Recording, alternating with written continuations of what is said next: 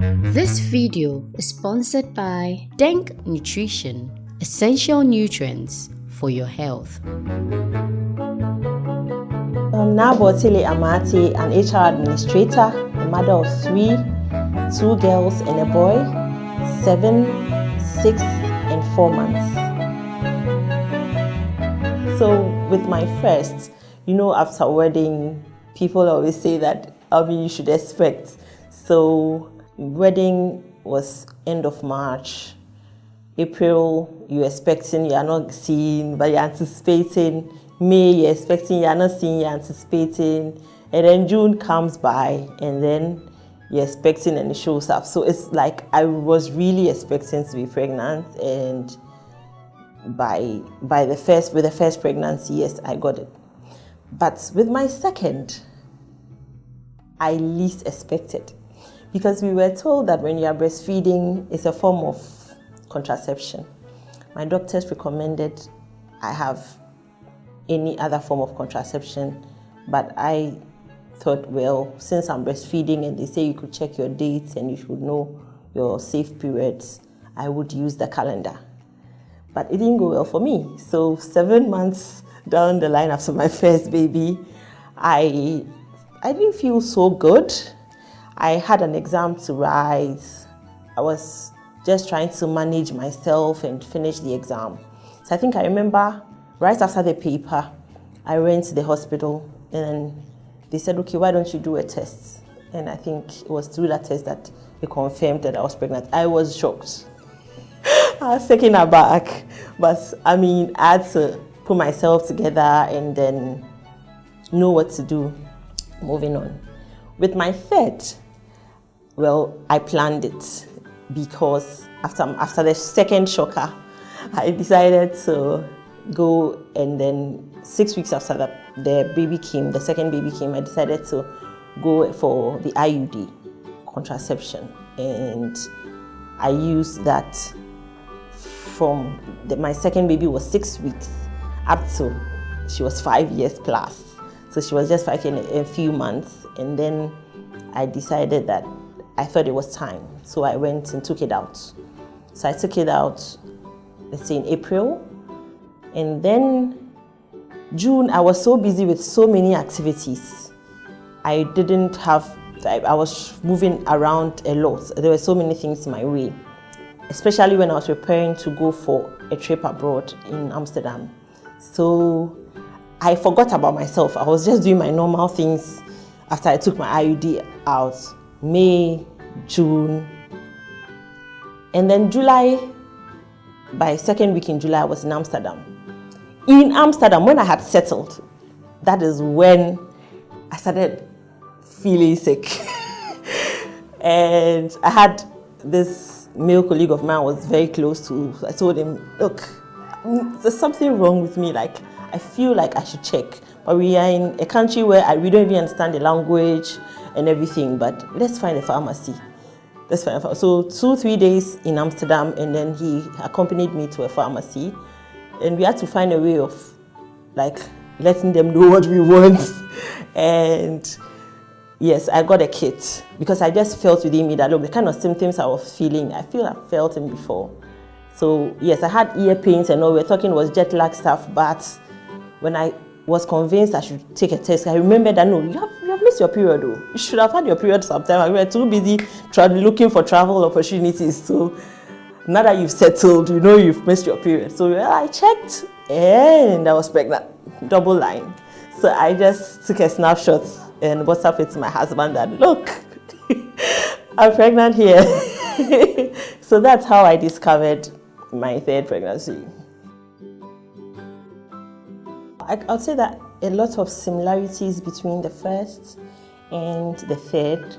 The second, yes, a shocker it was, but because I had just passed through the first, I thought maybe I managed it better. So with all three, I had hyperemesis, which means I was throwing up a lot and I was having a lot of nausea. I couldn't take in so many things unless I had medication to suppress the nausea. So, and my nausea was that terrible. it wasn't something I could manage in public. So as a working mom, whenever I had nausea and it was that terrible, I had to take my leave and come home and take care of myself. And I'm in and out of hospital most of the time with my nausea. Most of the time, in and out of hospital. And I could lose weight within my second trimester. And then I would gain it back by middle of the second trimester. But first trimester, the nausea and everything gets to me up. As far as 16, 17 weeks, I have nausea. So we keep changing medication until I stabilize. Because when my system knows the medication and it gets used to it, I start, getting back the symptoms. So, yeah. So the similarities were there, but when it comes to differences, I don't think I had that much difference. Weight, yes, my stomach always looked very huge, so I think, weight gain and all. And it comes to food, yes, I was not able to eat some foods that I loved so much. At the beginning, with my first girl, Indomie was on. So I always like my Indomie with hot, spicy pepper and everything. Then all of a sudden, my system rejects Indomie, so I have to look for something else. And after Indomie, something else comes and my system rejects it. Fruits, I loved my watermelons and everything, but I had to stop. My system was rejecting it. And once I threw up terrible on one food, it means I can't take it. And I remember after my first, I couldn't take watermelon and Indomie for a long time, over 3 years, before I could go back to them. So, those are some of the things I can say, yeah. Delivery day, well, first day, with my first child, I would say that it was a Saturday. I've done my washing on Friday, so my Saturday morning was pretty calm. I was just prepping myself to go for my antenatal visit in the afternoon. So I remember I didn't want to drive. I didn't know why I didn't want to drive. I just felt I could just pick a taxi and go. And so I went to visit my mom the Friday, and then she even asked if she could. I said, oh, don't worry, let me just take it easy and go. My husband will meet me up. And so I went normal, waited for my turn, and then the doctor said, well, you have to go to the labor ward because you are in labor. I'm like, okay. I say, I don't know, I because of the the false contractions and all that, my system was a bit used to the feeling I had, so I didn't know that was labor pains, and it's a first time experience. But with my second, again, I had to go for a checkup on that Saturday, and then just days before, the scan showed that I had a huge baby. So the doctor wanted to just confirm what to do, and I was past due dates with my second. So I had a huge baby. I was past due dates, and so he just saw me and said, well, I'm scheduling you for CS in the next couple of days, so just go home and get ready and come. But that same day, after we had finished all the records and preparing for the CS, all the paperwork, I just felt within me after seeing the doctor that no, I feel my baby will be coming. I feel the movement and the kind of feeling I had felt like the previous kind of labor thing. So why don't I ask any of the midwives? So I just walked to the wards and asked that they check. And when they checked, they said, yes, I'm 4 cm. I can't go home and wait for. So why don't I just, if I have some walk around to do, just because fortunately I had my staff with me at the hospital. So I just decided to just do a quick getting some food to eat and come back. Yeah, and with my third, again, I was going for my normal checkup, and this was a Friday. So for me, all my 3, I was doing my normal Friday. This one was a Friday. I packed everything neatly. I had ironed. First and second, I didn't know I had to wash all the new baby clothes. But this time I was really prepped. I washed all new baby clothes, new baby items, ironed them, packed everything neatly. His suitcase, my suitcase, and then packed them in the back of the car, drove to the hospital for my checkup. And then during the checkup, I told the nurse, no, I was feeling something different. So the doctor came and said, yes, I was in labor. So that's how I discovered. I was just doing my normal going for checkup. So with my first, I would say, after the doctor checked at the consulting room and asked me to go to the labor ward, then I think I got psyched up that the time was up and whatever I was feeling was labor, so I should get ready for everything and all. And I think they gave me the syntocinon through the drip, so that sort of sped up the pain and everything. It got so intense. I felt like tearing the kettles that were near me. I couldn't do anything. My hair, everything. I was so out of the world in pain. And at that time, because I wasn't prepared, my husband had to go home and go and look for the baby stuff I had packed. I'd already packed them. So I showed him the bag where it was, and then he had to go home and bring them.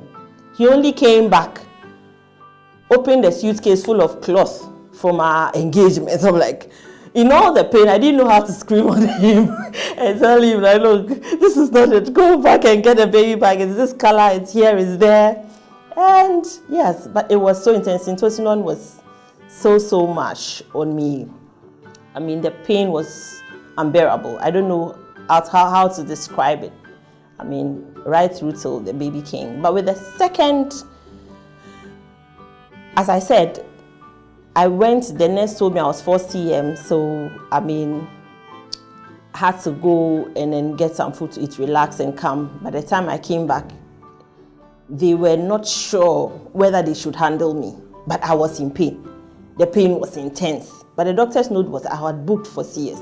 So they kept like calling people. The doctor couldn't be reached. We don't know how. Calling other doctors and experts to find out what to do with a CS case that is in labor and all. My husband and I were there alone. He was trying to console me. This is a huge baby that they said is coming, and I'm in pain. I'm all over the place. And the doctor comes, consoles me, and goes back. And I just felt like, oh, I want to use the washroom to wee-wee. They allowed me to go. After doing the wee-wee, I felt a strong edge to push. And I told him, look, I could feel a baby's head coming. And so we just rushed back to the labor ward and I lay there. And then, yes, the baby was coming. So quickly, all hands on deck. All the nurses had to try and wear their gloves now because they didn't expect that a 4.2 baby could come like that without any, assistance. Because this second didn't have any syntocinon. It didn't have any other help. I was just there in pain. No pain reliever. With the third, as the doctor checked and saw that I was in labor, they had to now prep me very well. And I had my stuff already, so I didn't have to go around looking for anything. They started prepping me. I think they put a little syntocinon on me. It was too intense. So I told them they should take it off. I think I could manage it. The first, so I think I was in labor around 4. By 7 I had delivered. The second around 7 when I had seen the nurse. By 12:30 a.m. I had delivered. And then this third, so let's say around 4, 5, the doctor confirmed everything, and then I ran through up to about 2:30 a.m. and then I delivered. So labor was very intense. For all 3, I didn't have any breaking of water. I didn't have mucus plug showing. I started labor pains gradually. I didn't even know until it was confirmed by the doctors. And then they had to break my water with some instrument for all 3. I didn't have any episode like we see in the movies, So yeah, I'll say labor was very, very, very painful. I mean, out of the world. I don't know what word to use. If there was any other word to describe the severity, I'll take it. But we thank God we are through it. And with the third, I would say that same, I mean, it was so intense. I could feel it. At the time I felt the baby could come, the nurse thought I was not ready, but I had to insist. And so she said, okay, then come into the main labor ward. Immediately I got onto the bed, pop, the head came up. And I said, hold on, I have to get my gloves. I'm like, okay, I cannot wait. So it's like for 2 incidents, I have to tell people I cannot wait. I have to push this thing out. And so, yes, I just thank God for that kind of delivery, yeah. I felt relieved. The thing is relief. I thank God. For me, I just said that, well, it is about going to receive a delivery from God. You are expecting a parcel. You've not seen it before. It's been hidden from you. But all the pain and all the whatever you have gone through doesn't really end in immediate attraction towards this baby. No. Is it over? Is everything successful? Thank God. And so for me, it was the relief of having it out. However, with this third baby, as though the relief of seeing the baby wasn't enough, my placenta wasn't coming. For 45 minutes, I had to try and push a placenta out, even harder than I had tried pushing out the baby. Until they called the doctor, and the doctor showed them a simple procedure to use, as though they were doing some catheterization, and then pop, it came up. So I spent 45 minutes in the labor ward trying to get out the placenta. And that was like, oh God, I think I'm done. What else? So I mean, immediately seeing the baby, it was relief, a smile, a thankful heart, but there was nothing else to do. Just rest. Just feel like taking a break now. So fortunately, I had help from my parents and my in-laws.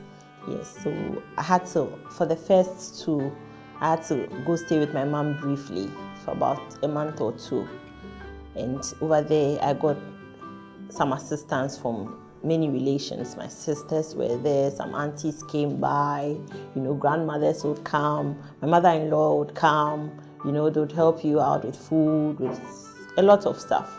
And I also had to take the opportunity to learn a lot on my own with how to manage the baby, because I don't think I have ever gone for antenatal classes. Also, I never went for any of the antenatal classes to learn about how to bathe a baby or how to breastfeed or anything. So, I mean, I just take a cue from whatever they are teaching me and had my books with me to always refer to. I bought a book specifically on how to care for babies. So from baby up to toddlerhood, and so it was my reference points, my baby encyclopedia, and it was very helpful. So transitioning from hospital to home was quite smooth, but when baby grew older, for the first and second, I had to leave my mom and then come on my own and prep myself for work, and that was when the hassle began, because I didn't have any other help around me. I was with my husband alone and the baby. Had to find a toddler care. Had to actually figure out what was best, whether to go for a home care nanny or to take the baby to the baby creches where they had a lot of nannies. And at that point, I weighed the two and I thought I got a better option where the schools who had cameras and everything and well-trained nannies could take care of the baby whilst I was at work. So with the first and the second, I did that for them. When I left my mom's place, I came adjusted and then I prepped them for school. With my third, because of all the experience, I didn't need to go to my mom, but my mother-in-law came around to give me the support. And then COVID is here, so 4-month-old baby is with me. And yeah, I'm able to manage with the other 2 children. I had a 16-week maternity leave in addition to my annual leave. So that gave me about 4.5 months full, exclusive breastfeeding for the first 2. And then when we had to take them to school, I had to add formula. So a few weeks into getting them to school, I had to introduce formula feeding, and I had to find the ones that they would be, accommodating with. If they rejected it, then it means they would be hungry. So I had to take my time and try this if they liked it. If they didn't like it, I have to go and then look for another variety of the same infant milk, and then feed them with it, another brand of infant milk. And when I found one that they were used to, that's what I packed up and then gave to the nannies in the school to feed them. And then when they were 6 months, I now had to wean them into getting the soft foods, let me say. So the Tom Browns, the normal Ghana cocoa, Hausa cocoa without spice, and the mashed potatoes, the blended fruits, carrots, blended, all that. And I used to do a lot. In fact, the nannies were always saying that I had so much variety for my children when I brought them to school. So I would always give them a variety for them to have from morning until I picked them up in the evening. So they had cereals. There are various cereals you could do. Apart from the Tom Browns that we could do at home, we had the Cerelacs and then the Yamvitas, and then a lot other yogurts and others that had been imported. So we transitioned them gradually. And when we came home to our home foods also, we had to sort of break it down for them. So if we were eating the banku, theirs would have to be a bit softer. The rice theirs would have to be mashed. And then we have to introduce it to them gradually. When you realize they don't like spice, then you have to take spice out of your diet completely so that you make it easy for them to eat. But when you also train and you realize they like it, then you give it to them. Because it takes time for them to like some things. But if they don't like it at all, and you also have to watch for reaction, because some people may be allergic to some. And we read white, because if you don't read, you didn't know that maybe some nuts are not good for honey, they are not good for the young toddlers until some age. So you have to be reading white to know which foods you could be weaning them onto.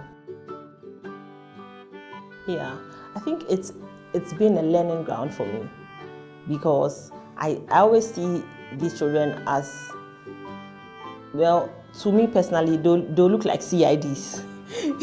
They've observed so much about you. They know so much more than you even ever thought they would know about you. And yet again, you have to know how to bring the discipline in the home, how to train them to be respectful. You don't have to let the distance between them and you be too wide. So as much as they are close to you and you are training them and all that, you have to also be very sure that you are inculcating the discipline that you have to, or that you expect to see in a child, in them. So, I mean, training toddlers, I'll say it requires a lot of patience. I haven't been a parent before, and so I have to learn from them, and then they would help me to train them better. So I don't understand any actions of theirs. I have to calm down and understand.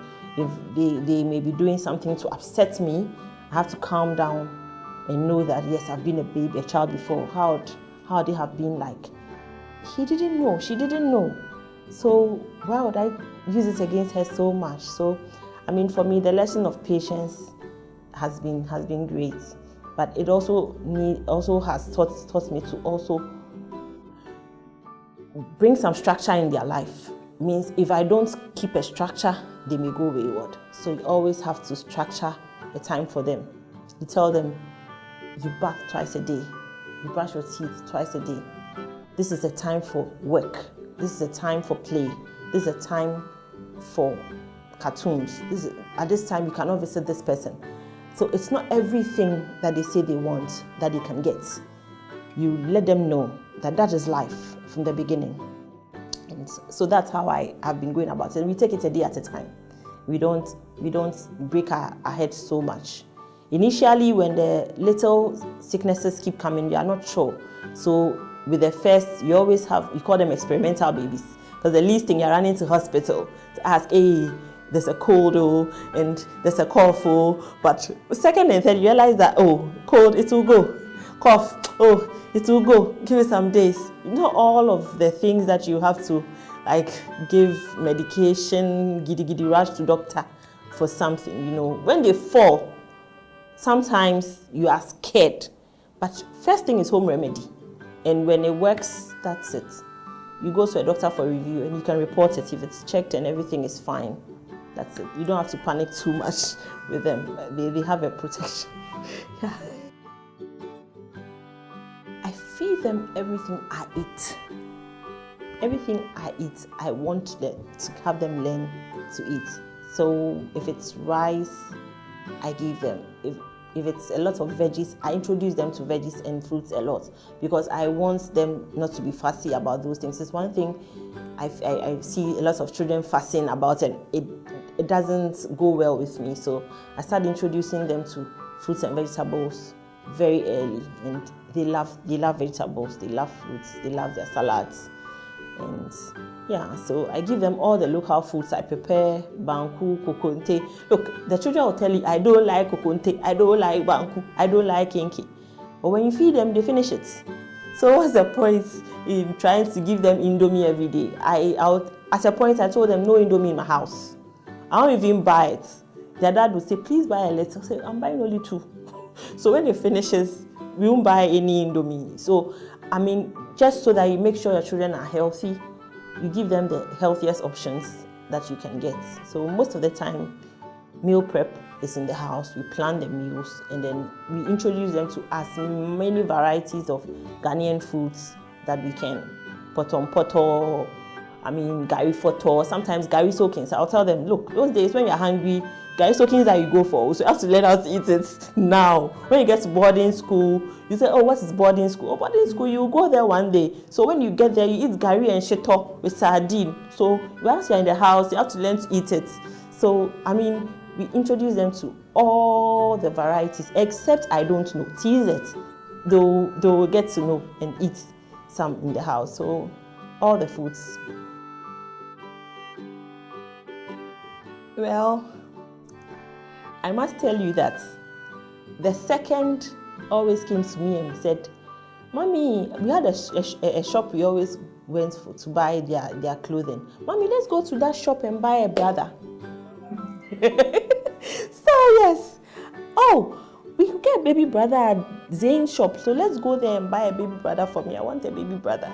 I said, oh, really? Okay. One day we'll go and buy a brother at Zane's shop. So, when they got to know that I was pregnant, they were so excited.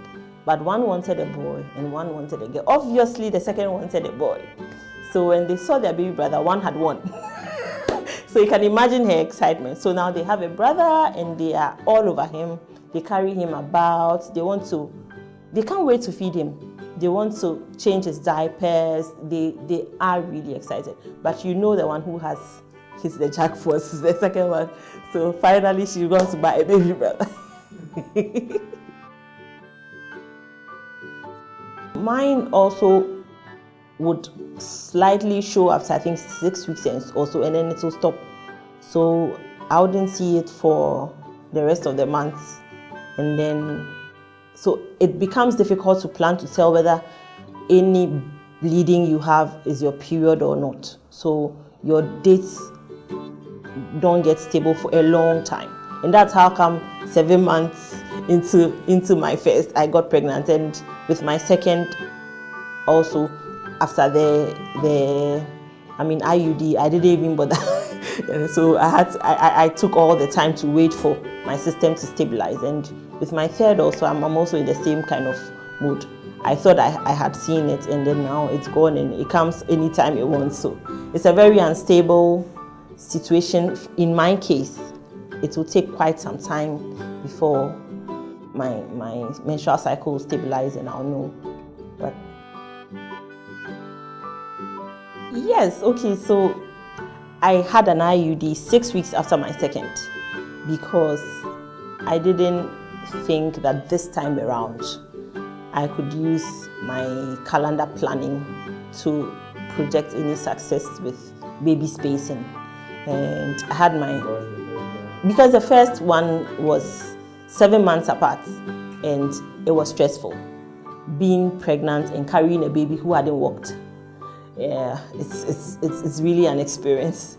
And so yes, so I had to take a decision for myself as a career woman who was also aspiring to learn a lot on the job. I didn't have to let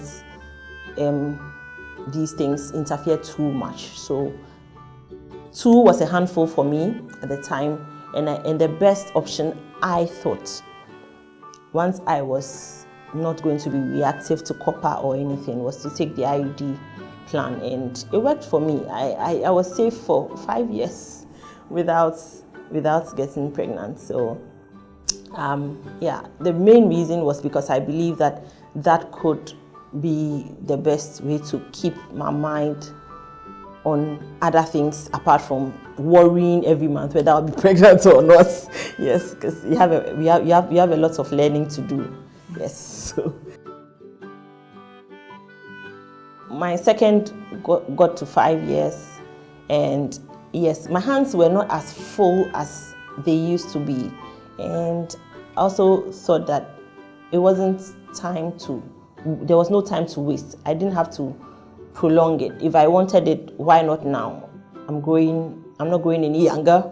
So it was about time I took off the IUD and then tried for a third. And 3 months after my IUD had been taken off, boom, I got a third one. As much as we can, we do try to stay safe. If I have nowhere to go, I'm at home with a baby. Going out with a baby could be stressful on its own, because if I'm driving and a baby is crying, it means stress in the traffic. So as much as possible, hardly would I go out, and hardly would my toddlers go out. So we are home, we are bonding better, we are learning better, we are finding better avenues to keep the children up when it comes to learning. The fact that they are not in school doesn't mean there's nothing to learn. There's a lot to learn. So I've signed them up to a wide variety of programs. They are on Pebicaps. They are doing their reading on Pebicaps libraries. That is the Epic and then the Scholastic.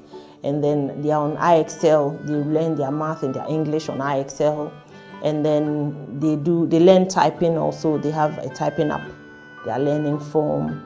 And then they have their schoolwork. A whole lot that the teachers send in the Google Classroom and through the WhatsApps that they have to do. So we keep them busy. We just try and structure their life. We try and structure the day.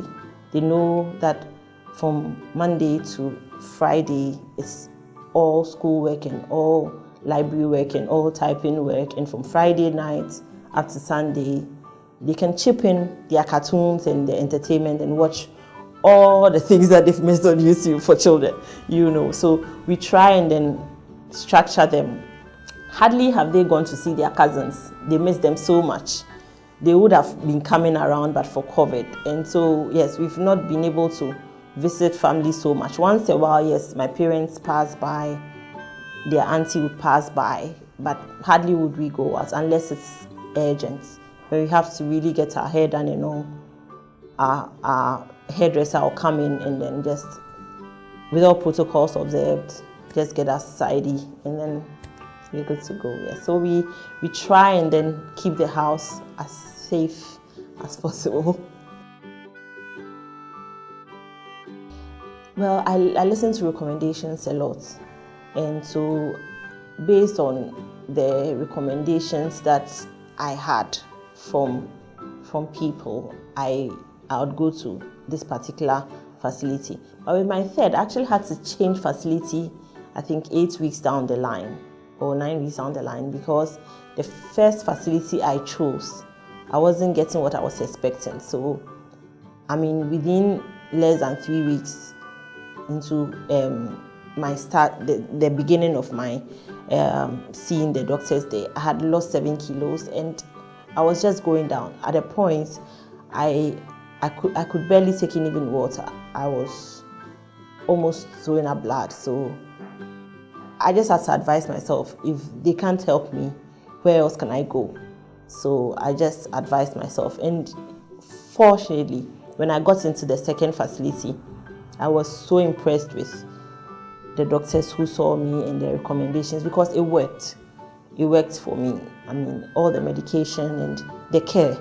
The fact that for me, after every 2 weeks, they had to change medication, and they were accommodating to that. They actually were ready for that, unlike the first where they kept the same medication and were not ready to change it and thought I was being too much.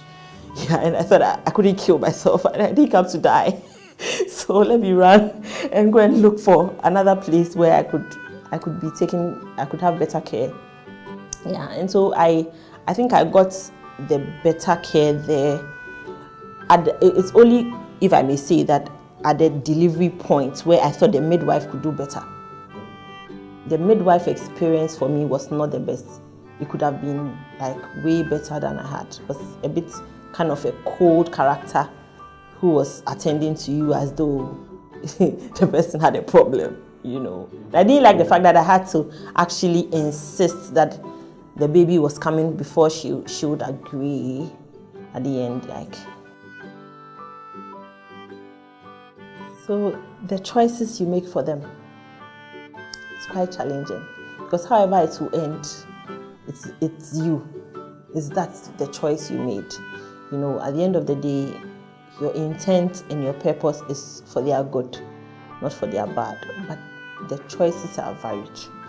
You could opt for A, B, or C. Even when it comes to school, there are so many options you could choose from. Why would you take them to A and B and not C? Meanwhile, those who are going to C could have been getting something that your children would need. So, I mean, the difficult option is the choice. What choice would be the best for me, for my baby, my 4-month-old baby, who likes to take a lot of milk? People say, well, exclusive, you will suffer. Why won't you just give him some formula in addition, and he will sleep and you'll be free, because this baby won't sleep at night for you to sleep. You always drink milk. So the choice of having to say no, I'll stick to my exclusive until his 6 months before, or until I start work and I know I'm not going to get enough milk for him.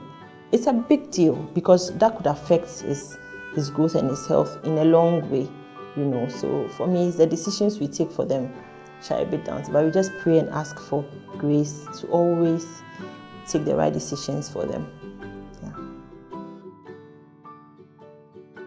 Well, I'll say that I've been blessed.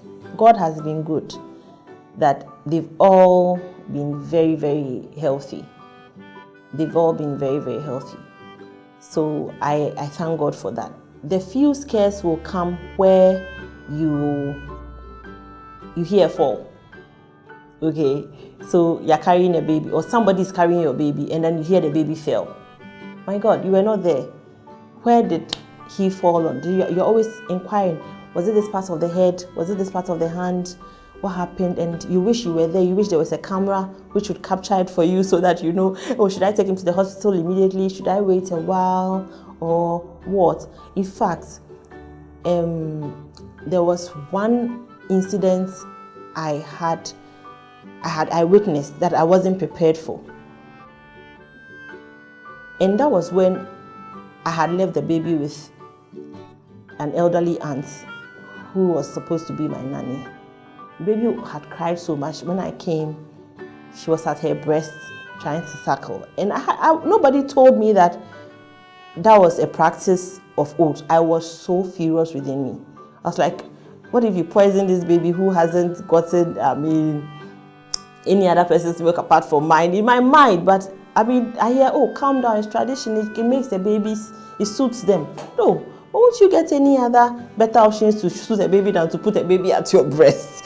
We are not the mother, you know. But sometimes you have to give space to our traditional moms and aunties who chip in those ones or twos. But in this era, I think that people need to be very advised, and to do this advisedly. Like, if you are left with a baby to take care of, don't scare the mommy. The mommy doesn't know your hygiene techniques. So please find multiple options of soothing the baby than to put the baby at your breast. You are not the mother. So I mean, that one for a first time mom really got me like, I didn't know what to do. Yeah, but I mean, apart from that, I've not been scared health-wise or anything.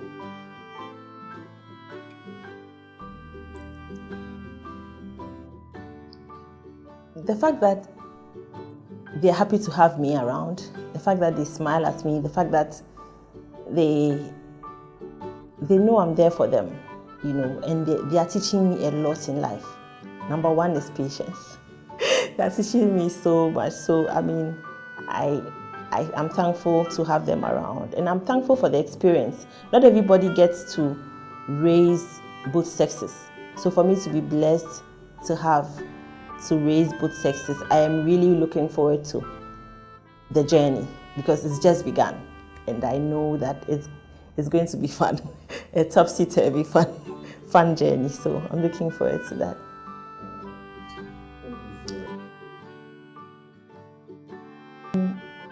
With my first, because of how the procedure went, the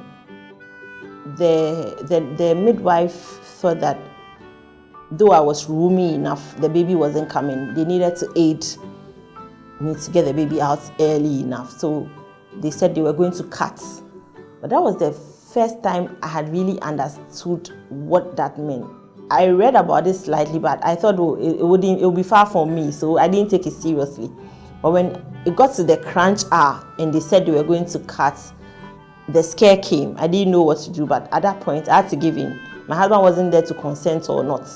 So I was there, and they cut, and then pop, the baby comes easily, and then they had to suture, and that was the very, very painful aspect of, after birth, having to suture on that epistertomy.